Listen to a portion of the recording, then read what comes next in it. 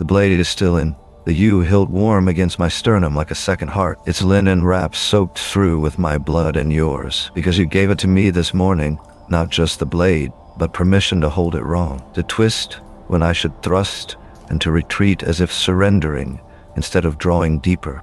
My knees press into the pooled blood, already thickening, nearly gelatinous, and each shift sends a slow ripple outward across the altar floor, toward the brass basin beneath the ceiling's crack, where another drop falls now. 17 seconds precise, always, no matter what rhythm I keep above it. You think you're listening. You think confession is something spoken to someone, some silent auditor in the rafters, and some god still nursing old grievances like a mother with a feverish child. But here, I speak through the wound. The incision is the pulpit. You feel it in your own diaphragm when my breath hitches. Feel the tremor pass down through your ribs as my abdominal wall flexes inward against the blade's point. And that slow downward press, still in motion even now, though I've stopped speaking entirely for 3 full cycles of your inhale-exhale. The subject sits before me, half reclined on the indigo-dyed silk dais, and split open at one side to reveal the mattress beneath, iron filings and obsidian grit compacted by decades of kneeling bodies.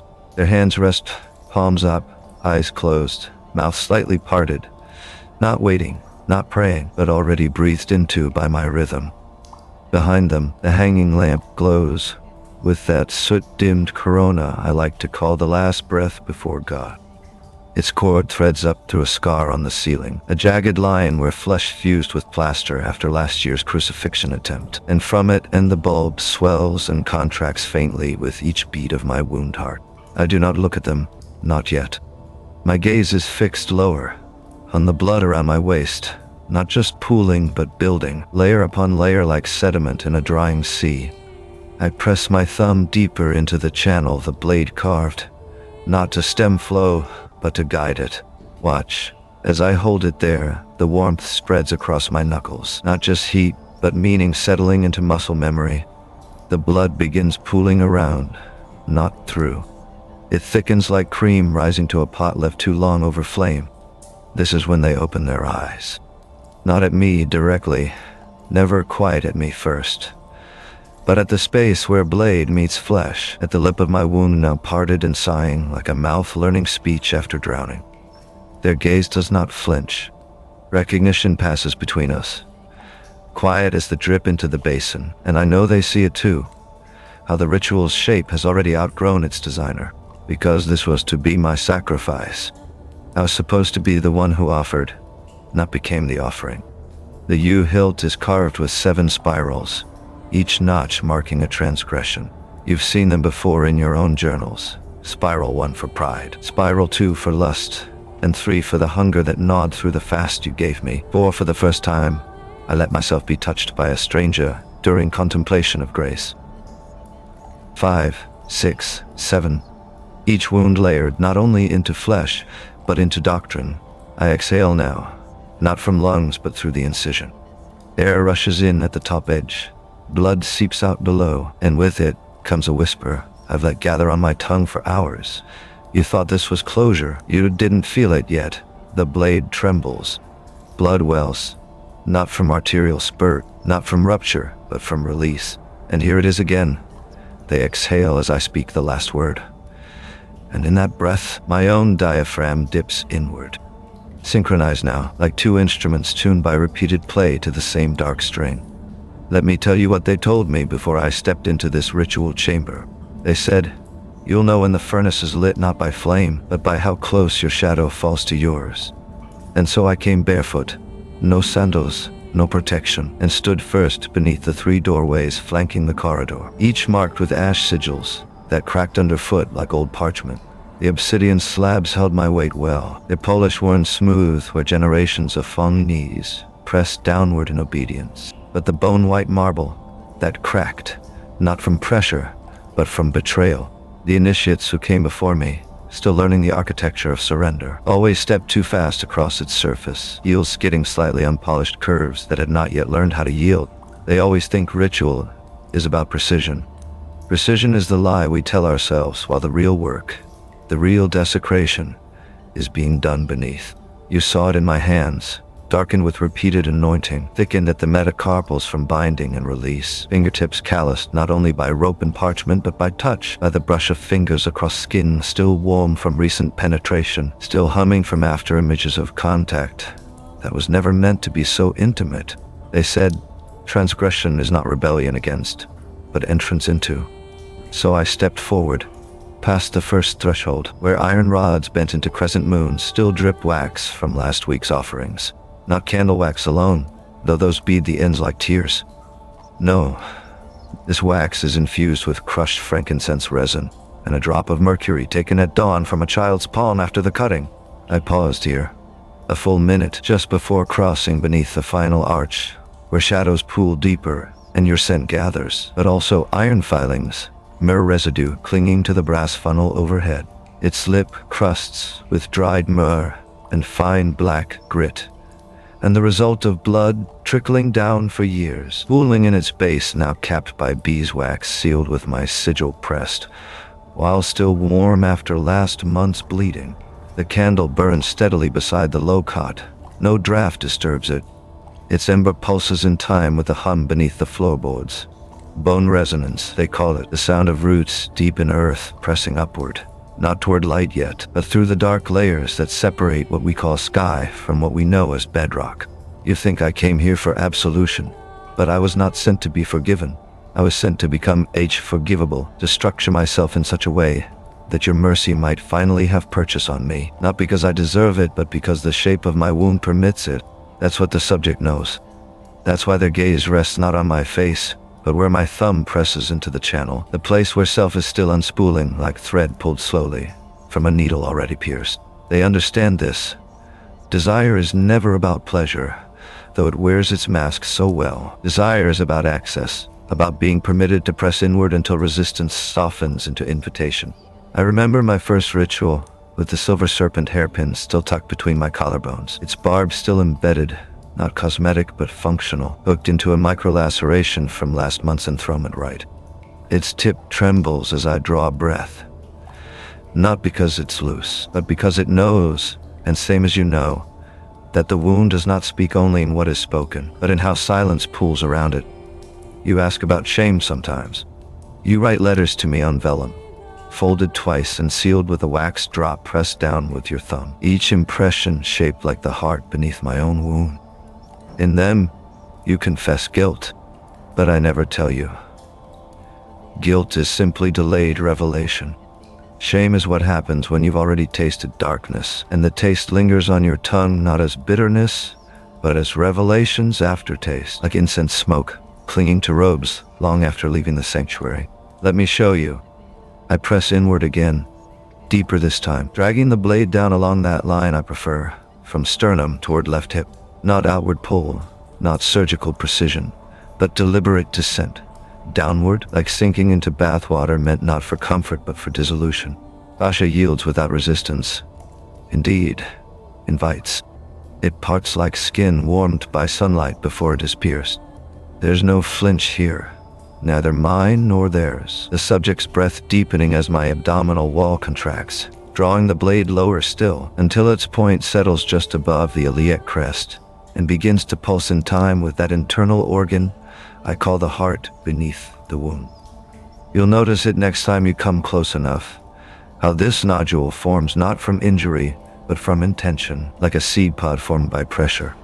Cool, firm beneath fingertip, its surface smooth yet veined faintly with threads still beating, not mine alone anymore, not even yours, but ours now, the shared pulse I pressed into existence when I knelt before you that first winter evening, and let the scalpel turn in my own grip as I carved my name into flesh.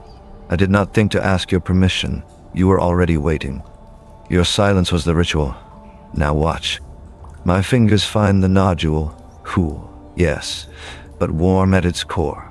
And as I press it, something shifts within the channel. The filaments threading outward along the blade's path begin twitching like roots catching wind after rain. Some pulse visibly.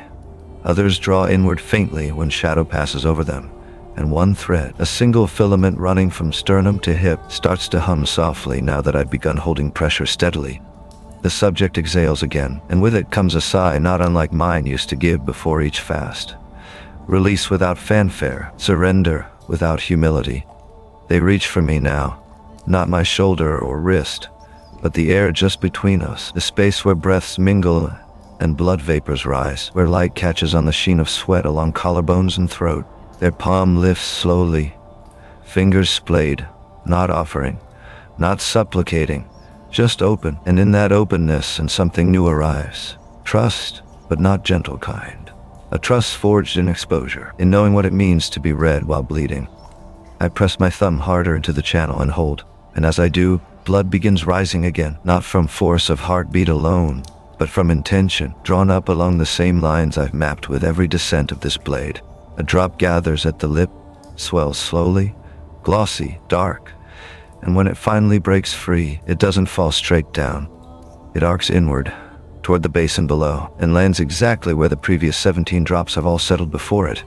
Not the center precisely, but the center, because each prior impact has shifted the surface tension, just enough that the next drop seeks it out like a lover returning home after long absence. The subject watches, so do I, and as the blood hits, soft splash. No spray. Their palm remains open in that space between faces, where wound meets gaze and silence thickens with meaning too deep for speech. Let me tell you about the rust stain on my left forearm. It doesn't come from iron filings or old wounds alone. It comes from something I tried naming. The alchemy of violation. A method, no discipline. No, a discipline I began after learning that shame does not burn away in confession, but transmutes when exposed again and again to heat drawn not only from flame, but from the weight of gaze. I press my thumb into my thigh now, and where skin has darkened like old parchment cured in salt and honey. It is here I first learned to hold breath as a sacrament. Inhale through nose, and exhale through wound and draw inward again on the count of 3, until sensation blurs at edges and what was pain becomes almost song. This is where shame lives, not behind ribs, but within them, folded into fascia, tucked beneath muscle like scrolls, sealed with beeswax and signed in blood. You may have seen my hands tremble before breaking bread. They do not shake from age or exhaustion, though those contribute. They shake because the tremor began years ago when I stood at altar's edge during a solstice rite and let the blade pierce my palm, not as offering, but as witness. Afterward, I held it aloft for hours, blood trailing down knuckles like ink from pen dipped deep in source, and no one spoke, no one dared. Because in that moment, I did not look at God. I looked at them, and they saw themselves reflected in the blood still clinging to my fingertips. They saw their own guilt staring back. Not mine alone, but theirs, folded into same vessel, poured from same urn. I remember once, a winter where frost etched patterns across the chapel windows and candlelight flickered like breath on glass. That was when I began pressing tongue to roof of mouth until capillaries beneath rupture and release blood not in drops but in threads, thin as spider silk, sweet salty like first rain after drought. This time, this current rite, I let it happen deliberately. I press my tongue upward, hard. Press until the arch tightens and veins swell purple beneath skin. And then, when a full pool gathers in hollow behind lower incisors, I hold.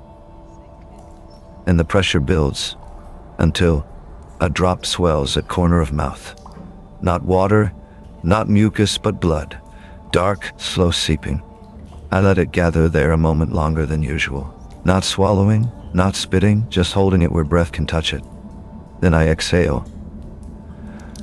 And as the exhalation leaves my lips, a mist rises.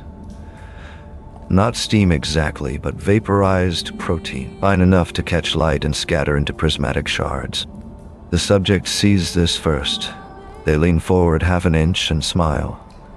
Not broadly, not triumphantly, but recognizing, like someone who's spent years tracing constellations and at last glimpses their favorite star flare into view. And when that mist lifts, their hand lifts with it. They lift their palm toward the space where blood vapors rise and hold it there while the drop I've pressed free from tongue begins its fall. Not down and not forward, but into, as if drawn by gravity tuned to harmonic frequencies only wounds can hear. It arcs smoothly now, through light and through shadow, through that shared space between us, and lands exactly where all drops seem destined. The center of basin's brass rim. The sound it makes when it hits is different today. Not a splash, but a chime, soft and rounded like bronze struck with wool-wrapped mallet. The ripple moves outward, touching first my knees still sunk into blood gel, then traveling up toward altar floor, where obsidian slabs hold echoes in their grain. The subject exhales again, and opens palm fully now, fingers splayed wide, not invitation, and not plea but space offered back to me, and to all who dare stand within reach of a wound that has grown teeth. You ask what I hope for. I do not answer often, but today, as the basin shivers beneath that single drop, I say it plainly, though voice comes uneven still with blood in throat. I hope for your eyes, not your mercy, not your understanding, eyes. Because to be seen is not comfort. No, to be seen is to be taken, to be allowed passage through another's gaze, not as guest, but as co-conspirator, even accomplice. They see me now. Not only my body bent over altar, blade still embedded, or not yet withdrawn, but my mind, still thinking in metaphors carved into skin, my breath measured not by lungs, but by pulse at wound hot, my thoughts shaped like liturgy because I speak first in sensation before translation arrives. And then though they sit facing me, close enough that warmth of their body meets mine, not once do they look away from the channel where blood still wells, where filaments twitch in time with every subtle flex of muscle and sigh of breath. They understand what others fear to name. That sacrifice is not about loss, but attunement. That death of ego arrives not with gasp, but with pause. The space between inhale and exhale, when everything waits just enough to let the self dissolve into more spacious things. So I press inward again, not out of compulsion and nor habit, but choice, chosen deliberately in full sight of all who wait here with me. My thumb sinks deeper along that same diagonal line I love, the one from sternum toward left hip, and as I do, the nodule beneath responds, pulses once, twice, and then begins to breathe on its own, expanding slightly with each inhale of mine. I let go the hilt now, not release it completely, not yet, but loosen my grip so fingers rest lightly atop it, just enough to guide movement more than control it. And then the first tremor moves through the wound, not pain and no. It is recognition, a ripple passing from deeper chambers outward toward skin and muscle alike, as if something long sleeping beneath all this work of sacrifice is finally stirred awake, not in protest, but in greeting. I exhale fully now. My mouth opens, not quite to sigh, not quite to speak, but simply opens, like petals parting around inner light, and when breath leaves me, when mist lifts again and catch on candlelight, I feel them watching, not just observing, but learning how to receive this gift of my openness, how to hold what I offer without flinching or turning aside. You see, the wound does not beg for healing. It asks only that it be witnessed in its becoming. And witness you do, not only with eyes, not only with hands, but with presence, the deep and steady rhythm of your own breathing settling into alignment with mine, as if our hearts learned to speak same language before tongues found words for it. There is no grand gesture yet, no speech about grace or redemption or divine silence. Only this, my fingers resting on blade hilt, your palm open in the air between us, the drop already settled in basin, and beneath all this, still humming faintly, my own wound heart pulsing steadily, warmly, insistently, alive. You may think we're finished now, that what remains is silence and settling into afterglow of revelation. But you're mistaken. The work has only just begun, has only just found its true shape in the space between breaths, in the tremor that travels through tendons, when blade meets bone, not as intruder, but companion. Let me show you something else, before darkness gathers fully at our shoulders, and silence begins tasting like old blood on tongue. I shift weight slightly, not much, barely an inch, and feel blood well anew around waist where hilt presses into flesh. It is here, lower down, that a small scar has formed in the shape of a crescent moon. Not carved by hand, but grown into skin over months, proof that even after wound closes over, it remembers what it means to open. I press my knuckles into this new swell, and as I do, Something shifts within the flesh, not outward rupture, but inward expansion, as if roots have reached deeper than before and found purchase where light no longer reaches. Only warmth, only pressure. The subject watches me closely now. Not just face or eyes, but hands, my fingers, my wrists, the way thumb presses into scar as though testing memories stored in muscle. They understand. Scar tissue is never merely healed skin. It is archive. Each ridge tells story not spoken aloud. How fear once held firm before altar at midnight, how shame learned to speak in cadences of pulse and breath, and how desire did not wait for invitation, but arrived early with hands full of knives and quiet certainty. They see me now, not as penitent nor priest, not even fully victim, but as threshold, as living signpost marking where one world ends, and another begins, not with fanfare, but with softness, with yielding that feels like surrender only until you realize it is choice, deliberate and repeated, chosen again and again because the alternative, to remain closed, is worse still. And so I press onward, not toward resolution, for there will be no tidy wrapping, but toward intimacy, that rarest of revelations, where another sees not your perfection, but your opening, sees you not as finished product, but as process, ongoing and ongoing, always already beginning again in the space between one breath and next. The subject leans forward now, not leaning toward me directly, but toward that same space, where wound heart pulses just beneath surface, and when their fingers brush air near my sternum, I feel it like warmth spreading through bone marrow. My eyes close briefly, not from fatigue but preparation, as if to better receive what comes next. For there is still work remaining, more blood yet to give, more silence yet to taste, more scars yet to earn. I wait. Breathe in through nose, exhale through wound. Feel the blade tremble, not from my hands but from within, as if it knows its place here, not by accident or design, but by deep knowing that has no need for proof. A moment passes, perhaps minutes, perhaps hours, and still we hold this rhythm, two bodies folded into one ritual, one furnace lit not by flame alone, but by what burns within. Desire sharpened to fine edge, shame transformed to fuel, fear woven into structure like veins in leaf. The basin shimmers faintly now, its surface catching light from lamp above and reflecting it back in soft waves, each ripple shaped by prior impacts. And somewhere beneath all this, somewhere deep where floorboards hum and roots press upward, I feel something stir. Not threat, nor calling, but acknowledgement. As if the dark itself has opened its eyes just enough to see us here. Two figures bent over altar of our own making, still breathing, still bleeding, still speaking in tongues not yet named. And then, without warning, a sound rises from somewhere behind me, not from throat nor chamber, but from deep within floorboards themselves, a vibration building like song held back too long. And at once the subject leans back half an inch and smiles. Yes, and smiles, as if finally recognizing a voice they've been waiting to hear. It begins low, a hum that rises up through knees into chest, and I let it rise with me.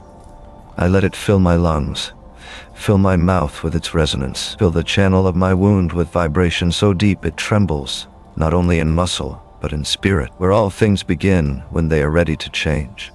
The subject sighs now, not relief, not surrender, but recognition, as if something old and forgotten has at last returned home. Not as stranger, but as kin. And I understand. This is not the end of ritual. It is only the first time we have spoken without speaking. The first time wounds have looked into each other's eyes and seen no strangers, only themselves reflected in dark. The basin continues to shimmer. Blood pools deeper now, warmth rising from beneath. Fingers remain open. Hearth hums low, and somewhere inside my wound, something stirs again. Not wound heart this time, but what lies just beneath that. A second pulse steady and slow, as tide pulled not by moon, but by longing itself.